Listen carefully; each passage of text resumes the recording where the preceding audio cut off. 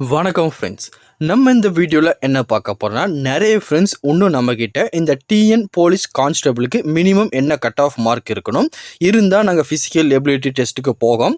அது மட்டும் இல்லாமல் இதுக்கு ரிசல்ட் எல்லாம் எப்போ சார் வெளியிடுவாங்க, அதிகாரப்பூர்வ தகவல் எப்போ வெளியாகும் அப்படின்னு சொல்லி நிறைய ஃப்ரெண்ட்ஸ் கேட்டுட்ருக்காங்க. அதுக்கான ஃபுல் இன்ஃபர்மேஷன் தான் ஒன் பை ஒன்னாக டீட்டெயிலாக அந்த வீடியோவில் பார்க்க போகிறோம்.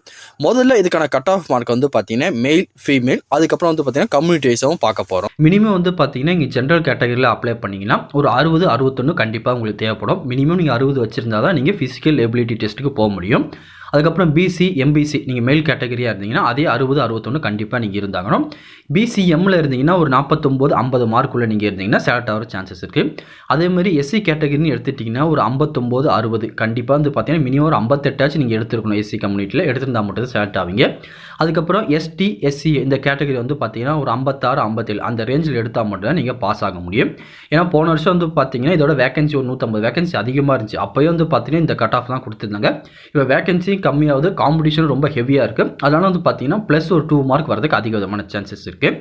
அதே மாதிரி வந்து பார்த்தீங்கன்னா நீங்கள் ஃபீமேலுக்கு எடுத்துட்டிங்கன்னா ஜென்ரல் கேட்டகரியில் ஒரு 53-54 கண்டிப்பாக உங்களுக்கு தேவைப்படும். பிசி, எம்பிசிஎம் இந்த கேட்டகரின்னு எடுத்துட்டிங்கன்னா 58-59-60 வரையும் கூட சேர்றதுக்கு சான்சஸ் இருக்குது. அதேமாதிரி பிசிஎம் முஸ்லீம் வந்து பார்த்தீங்கன்னா ஒரு 50-51 மார்க் கண்டிப்பாக உங்களுக்கு தேவைப்படும். எஸ்சின்னு எடுத்துட்டிங்கன்னா 59-60 அல்லது 61 கூட தேவைப்படுறதுக்கு சான்சஸ் இருக்குது. ஏன்னா வந்து பார்த்தீங்கன்னா இந்த வாட்டி ரொம்ப டஃப்பாகவே இருக்கும் உங்களுக்கு. அதுக்கப்புறம் எஸ்டி, எஸ்சிஏ கேட்டகரி எடுத்துட்டிங்கன்னா ஒரு 57-58 மார்க் மினிமம் வச்சுருந்தா தான் நீங்கள் ஃபிசிக்கல் எக்ஸாமினேஷனை செலக்ட் ஆக முடியும். அதுக்கப்புறம் இதுக்கான ரிசல்ட் அஃபிஷியலாக என்னைக்கு வெளியிடுவாங்க அப்படின்னு சொல்லி நிறைய பேர் கேட்டுகிட்டே இருக்கீங்க.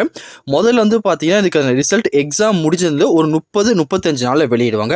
எக்ஸாக்டாக வந்து பார்த்தீங்கன்னா அடுத்த மாதம் ஜனவரி 10லேருந்து 15ஆம் தேதிக்குள்ளே ரிசல்ட் வெளியாகிறதுக்கு அதிக விதமான சான்ஸ் இருக்குது. உடனே நிறைய பேர் ப்ரோ எப்படி ப்ரோ அது நீங்கள் தெளிவாக சொல்கிறீங்க, உங்களுக்கு எப்படி தெரியும் அப்படின்னு கேட்பீங்க.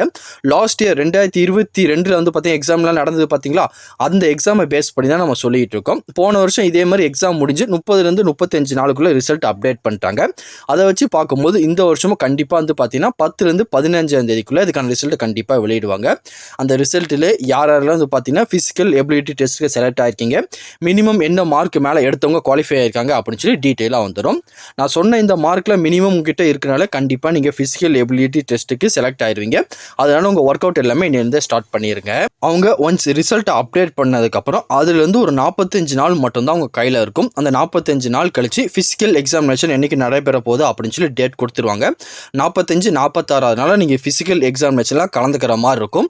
அதனால் உங்களுக்கு ரொம்ப டைம் கிடையாது. மிஞ்சி போனால் வந்து பார்த்தீங்கன்னா ஒரு 60லேருந்து 80 நாள் உங்கள் கையில் இருக்குது. அதனால உங்களோட ஒர்க் அவுட் எல்லாமே இன்னிலிருந்து ஸ்டார்ட் பண்ணிடுங்க. ரன்னிங்காக இருக்கட்டும், ரோப் கிளைம்பாக இருக்கட்டும், லாங் ஜம்பாக இருக்கட்டும், ஹை ஜம்பாக இருக்கட்டும், எல்லாமே இன்னிலிருந்து உங்கள் ப்ராக்டிக்ஸை ஆரம்பிச்சிருங்க. அப்போ தான் வந்து பார்த்தீங்கன்னா நீங்கள் எக்ஸாமினேஷன் போகிறதுக்கு கரெக்டாக இருக்கும்.